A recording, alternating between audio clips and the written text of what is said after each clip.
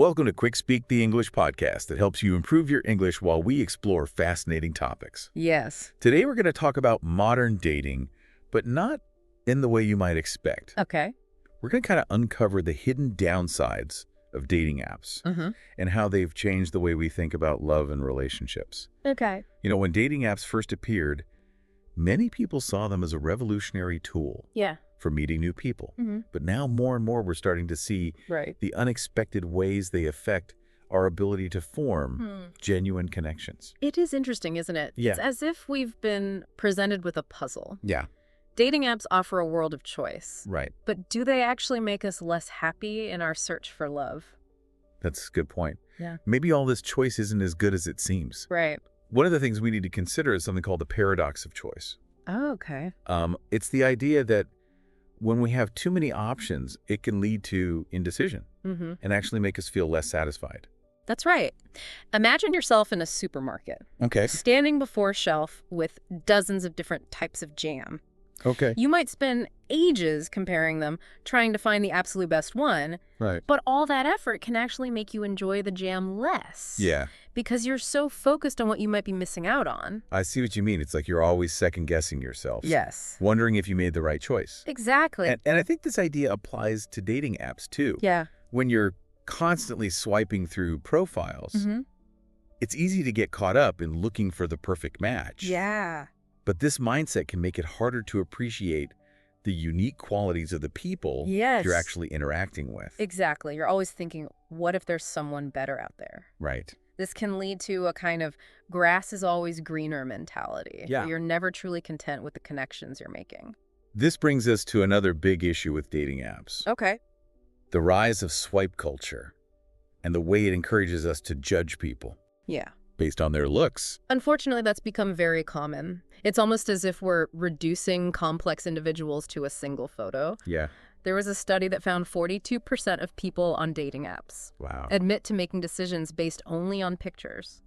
That's a pretty big number. It is. It's like judging a book by its cover Yes. and not even reading the blurb on the back. Right. And this whole swiping thing, doesn't it create a sort of addictive cycle? It certainly can. Every time you get a match, Yeah. your brain releases a little bit of dopamine, a feel-good chemical. Right. And while that can be enjoyable, Yeah. it can also lead to a constant need for validation for the next match, the next rush of dopamine. Okay. This can distract us from the more important goal of building genuine connections. So we end up prioritizing the quick thrill of a match Right.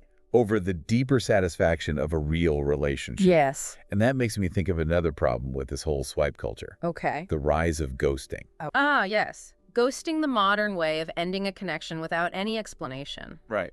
It's become so common that many people simply accept it as part of the Yeah. online dating experience. But it can have a real impact on how we view ourselves. It's like someone just disappears into thin air, Yeah. leaving you with a lot of unanswered questions. Mm-hmm. It can make you feel really insecure and wonder what you did wrong. Absolutely.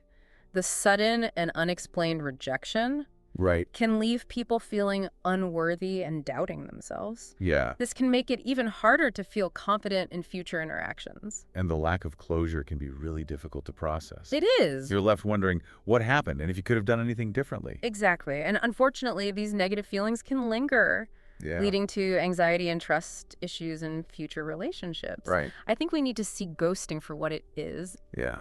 disrespectful and hurtful behavior. That's a good point. It's easy to forget that there are real people on the other side Yes. of those profiles. Yeah. And speaking of profiles, let's go back to this idea of having too many choices. Okay. It seems like it can create a kind of paralysis where you're overwhelmed by the sheer number of options. You're talking about choice overload, right? Exactly. There's a lot of research showing that when people have too many choices, they actually find it harder to make a decision. Yeah, This can lead to feeling overwhelmed and ultimately less happy. exactly. Yeah. It seems counterintuitive, It is. but having more choices doesn't always make us happier. That's right. This choice overload can show up in different ways on dating apps. Okay. You might find yourself speed swiping through profiles, Right? making snap judgments based on very superficial things. Yeah. Or you might fall into the trap of trying to find someone who meets a long list Yeah. of must-have qualities, a sort of perfectionist's trap. It's like searching for a unicorn a magical creature that doesn't actually exist. Exactly. And then there's the opposite problem, what I call the deer in the headlights effect. This is when you're so overwhelmed by the sheer number of options that you just freeze up and can't choose any one at all. It's like standing in front of a giant vending machine with hundreds of buttons, Yes. feeling completely lost and unsure what to pick. Right. And then, of course, there are the algorithms. Yes. They're supposed to help us find our perfect match, but do they really work? Well, that's the big question, isn't it? Yeah. The idea that an algorithm can guarantee compatibility is appealing, Right. but it's probably a bit of a myth. Oh. While algorithms can be helpful for sorting through a large number of profiles, they often reinforce existing biases Yeah. and might actually limit our options rather than expanding them. So instead of opening us up to new possibilities, Yeah. they might actually be trapping us in an echo chamber of our own preferences. That's a good way to put it. It's important to remember that an algorithm is just a tool. Right. It can't truly predict love or guarantee a successful relationship. Right. It can't replace the human element of connection. Exactly. And this brings us to another point. It seems like dating apps Okay. might be shifting our focus toward instant gratification, Yeah. away from the kind of deep connection that truly sustains a relationship. That's an insightful observation, dating apps with their emphasis on quick matches. Right. And superficial interactions might be encouraging a culture where instant gratification trumps Yeah. the slow, steady work of building a genuine connection. It's the swipe right, chat for a bit, move on mentality. Right. We become so focused on the next match, the next little hit of dopamine, Yes. that we forget how to invest the time and effort needed to cultivate a deeper, more meaningful bond. It's almost as if the design of these apps, Yeah. with their endless stream of potential matches, Right. and their focus on gamified features, fuels this cycle of instant gratification. Like we're trapped in a slot machine, constantly pulling the lever, hoping for the next big win, Yes. but never quite experiencing the lasting satisfaction of a real jackpot. That's a very vivid analogy. Thanks. And this constant pursuit of the next best thing Yeah. can have long-term consequences for how we approach Right. relationships in general. It's like we're training our brains to seek fleeting pleasure instead of the deeper fulfillment that comes from genuine connection. Right. And what happens when we apply that same mentality to relationships in the real world? That's a question worth pondering. Now, let's talk about how dating apps Okay. have influenced the way we think about love and commitment, Okay. especially for younger generations who have grown up with these apps Yeah. as part of their dating landscape. It's certainly a new world of dating, and it seems like these apps have made it easier It is. for people to explore different kinds of relationships. We're seeing a rise in non-traditional relationship structures, Right. like open arrangements or non-monogamy, Yes. which challenge traditional ideas about what a relationship should look like. That's an important point. It's a shift away from the idea that monogamy and traditional marriage are the only paths to happiness. Right. Young people are increasingly open to exploring different ways of relating to each other, and they're more comfortable having open and honest conversations about their relationship expectations and desires. It seems like dating apps have not only changed the way we meet potential partners, They have. but they've also prompted us to rethink what love means in our modern society. They have. But this also raises another question. Okay. Have dating apps reduced love to a mere numbers game? That's a thought-provoking question. Yeah. The numbers game mentality suggests that the more people you interact with, the higher your chances of finding a match. Right. But this approach can be misleading. It's like casting a wide net and hoping to catch anything. Yes. Rather than carefully selecting the right bait and fishing in the right spot. Exactly. While dating apps can be useful for meeting new people, it's important to remember that finding a genuine connection requires more than just quantity. Right. It requires quality interactions, shared values, and a willingness to invest in building something real. We can't simply rely on algorithms and swiping to do the work for us. We can't. Love, in its truest form, demands effort, intention, Yes, and a genuine desire to connect on a deeper level. it does. We've covered a lot of ground today exploring the unexpected ways dating apps are shaping our views We have. on love and relationships. And we've only just scratched the surface. That's right. And that's where we'll leave it for today. Okay. We encourage you to continue thinking about these ideas. What are your own experiences with dating apps? Yes. How do you think they're changing the way we think about love and relationships? Right. We'll be back soon with part 2 of this discussion, Great. where we'll explore some of the potential benefits of dating apps Okay. and discuss how to use them more mindfully to find meaningful connections. Excellent. I'm looking forward to it. Me too. In the first part of our discussion, we focused on some of the potential downsides of dating apps. Right. But it's important to acknowledge that these apps aren't inherently good or bad. Okay. Like any tool, they can be used in ways that are helpful or harmful. Right. So let's shift our perspective a bit and consider some of the potential benefits they offer. That's a good point. It's easy to get caught up in the negatives. It is. But it's important to remember that dating apps can also serve as valuable tools for connecting with people. They can. One obvious benefit is that they can help you expand your social circle. Absolutely. For people who are new to a city, have busy schedules, or simply find it challenging to meet new people in their daily lives. Right. Dating apps provide a convenient way to connect with a wider range of individuals than they might encounter organically. It's like having a virtual wingman or wingwoman helping you break out of your usual social circles and meet people you might never have crossed paths with otherwise. Precisely. And for individuals who identify as LGBTQ+, Okay. dating apps can be particularly empowering. Right. They offer a safe and discreet platform for connecting with like-minded individuals, especially in areas where social acceptance might be limited. That's a crucial point. Dating apps can provide a sense of community and belonging They can. for individuals who might otherwise feel marginalized or face discrimination in traditional dating spaces. Yes. And while we talked about the superficiality of swipe culture earlier, some dating apps are moving away from that model They are. and focusing on more meaningful matching criteria. That's right. Some apps are now emphasizing shared interests values or lifestyle choices, allowing users to connect on a deeper level than just physical appearance. It's encouraging to see that the industry is evolving and responding to user feedback, It is. recognizing that genuine connection often goes beyond just a pretty face. Indeed, and even on apps that still rely on swiping, users can be more intentional with their approach and use the platform to foster deeper connections. Okay. It all comes down to being mindful and having a clear sense of what you're looking for. So how can people use dating apps more mindfully and increase their chances of finding those meaningful connections? First and foremost, be honest with yourself about your intentions. Okay. Are you seeking a casual relationship or a long-term partnership? Right. Defining your goals clearly from the start can help you choose apps that align with your desires and avoid wasting time on connections that aren't a good fit.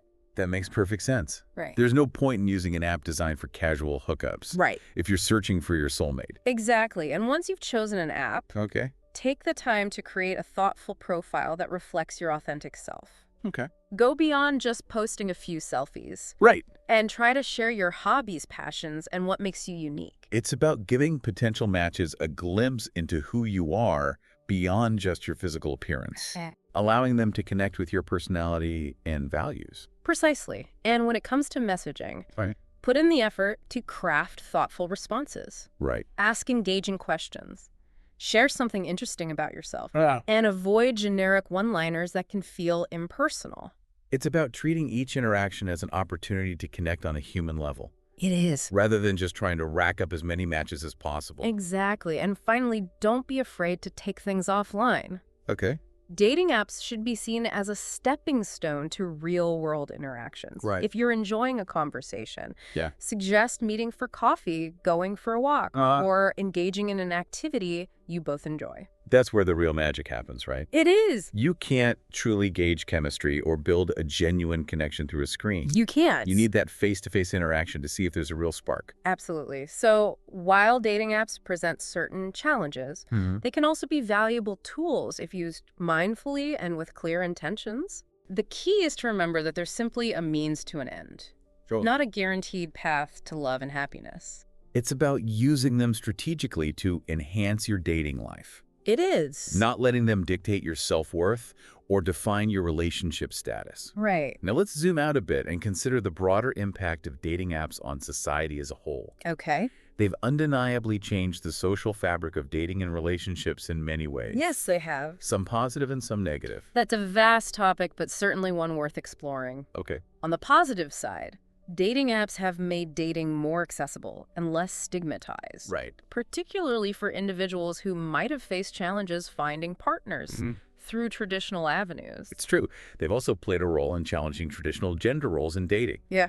Women are no longer expected to passively wait for men to make the first move. Right. They can initiate contact, express their interest, and take control of their dating lives. That's a significant shift. It's empowering for women to have more agency and choice. Yeah, in their dating experiences. And this increased agency has also led to more open and honest conversations. It has. About relationship expectations and desires.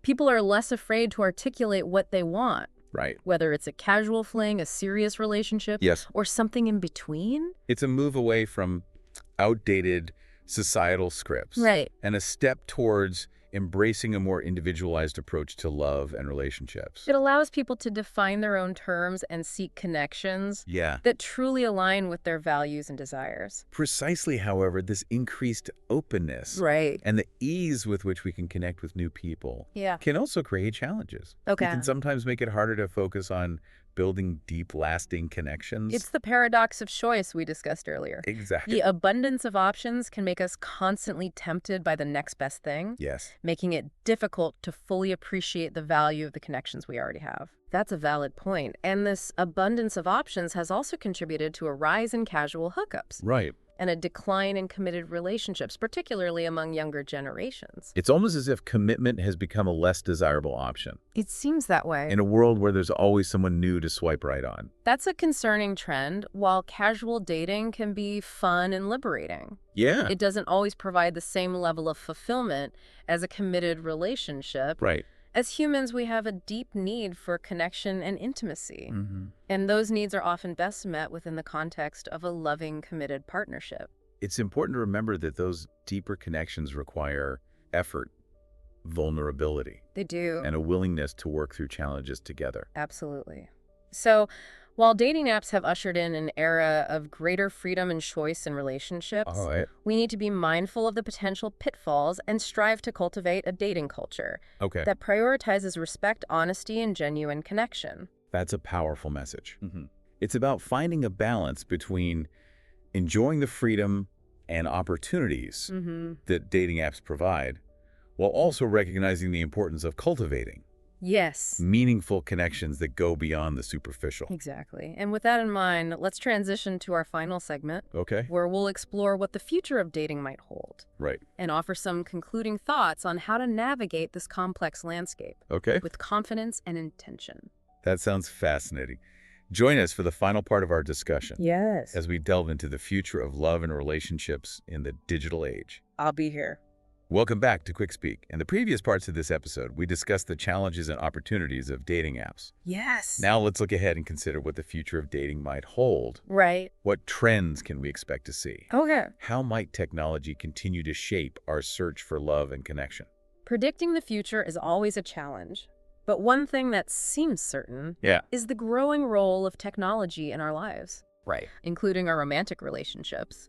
We can expect to see even more integration of artificial intelligence and virtual reality into dating platforms. Those are some pretty big technological advancements. Yeah.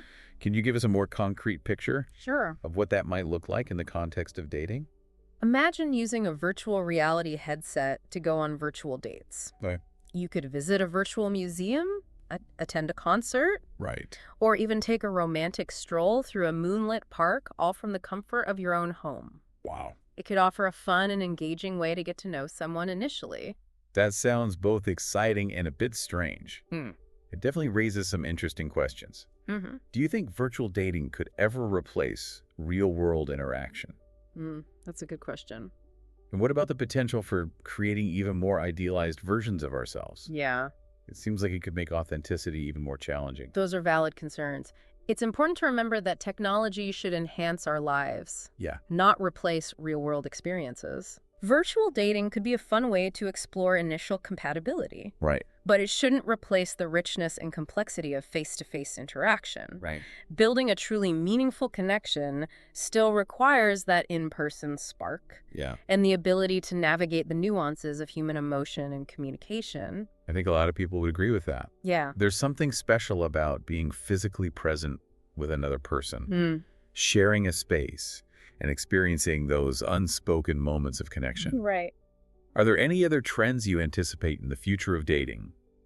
I think we'll see a greater emphasis on matching based on shared values and lifestyle choices. Right. As people become more discerning in their search for partners, they're looking beyond superficial qualities and seeking deeper compatibility. Right. They want to connect with people who share their core beliefs and have a compatible vision for the future. That makes sense in the long run. Shared values and a compatible lifestyle are essential for a successful relationship. No amount of physical attraction can make up for fundamental differences in how you see the world. Right. Or how you want to live your life. Exactly. We might also see a rise in niche dating apps, Okay. catering to specific interests, hobbies, or even political affiliations. That's an interesting idea. So instead of just swiping through a sea of faces, you could connect with people who share your passion for hiking, vegan cooking, or even classic literature. It could be a way to create more targeted and meaningful connections. Exactly. It's about finding your tribe, so to speak, and connecting with people who share your passions and values as we conclude our discussion. Okay. I'd like to offer some final thoughts on how to navigate this complex and ever-evolving landscape of modern dating. I think our listeners would appreciate some guidance. What advice would you give to those who are trying to find love and connection in the digital age? First and foremost, be authentically yourself. Okay. Don't try to present a version of yourself that you think others will find more appealing. Authenticity is magnetic, and it's the foundation for any genuine connection. That's such an important point. It's easy to get caught up in the pressure to present a perfect image. It is. But ultimately, people connect with realness, not perfection. Absolutely. And don't be afraid to be vulnerable. Okay. Open yourself up to the possibility of getting hurt. Yeah. Because that vulnerability is also part of the beauty of human connection. Really? If you shield yourself from the possibility of pain, you'll also miss out on the potential for profound joy and intimacy. That's a beautiful reminder. True love requires courage. It does. And a willingness to embrace both the highs and lows of human experience. Precisely. And remember, dating should be fun. Okay. If you're not enjoying the process, you're doing something wrong. Right. Approach it with a lighthearted attitude. Don't take rejection personally. And focus on enjoying the journey, not just the destination. It's a good reminder to take a step back and appreciate the opportunities for growth and self-discovery that dating can provide, even when it's not always easy. Exactly. And finally, trust your instincts. Okay. If something feels off, it probably is. Right. Don't be afraid to walk away from a situation that doesn't feel right. Or from someone who doesn't treat you with respect. You deserve to be with someone who values and appreciates you for who you are. That's such an empowering reminder. We have the right to choose who we spend our time with. We do. And to set boundaries that protect our well-being. Dating can be a wonderful adventure. It can. But it's important to approach it with self-awareness, intention, and a healthy dose of self-love. That's a perfect way to summarize it. Dating in the digital age presents both challenges and opportunities. Right. By being mindful, authentic, and kind to ourselves, we can navigate this complex landscape with greater clarity and confidence. Well, we've reached the end of our exploration into the modern dating paradox. We have. We hope this conversation has provided valuable insights and practical tips for navigating the world of love and relationships in the digital age. Remember, the journey to finding love is unique for each individual. There's no right or wrong way to do it. The most important thing is to be true to yourself. Stay open to possibilities. Right. And never lose sight of the power of human connection. And that brings us to the end of today's episode. To our listeners who are learning English, we encourage you to continue practicing your language skills. Yes. Remember to subscribe to QuickSpeak for more insightful episodes exploring language and the world around us. Be sure to visit our website in the description for vocabulary lists, exercises, and more resources to help you improve your English. Until next time, happy learning. Bye.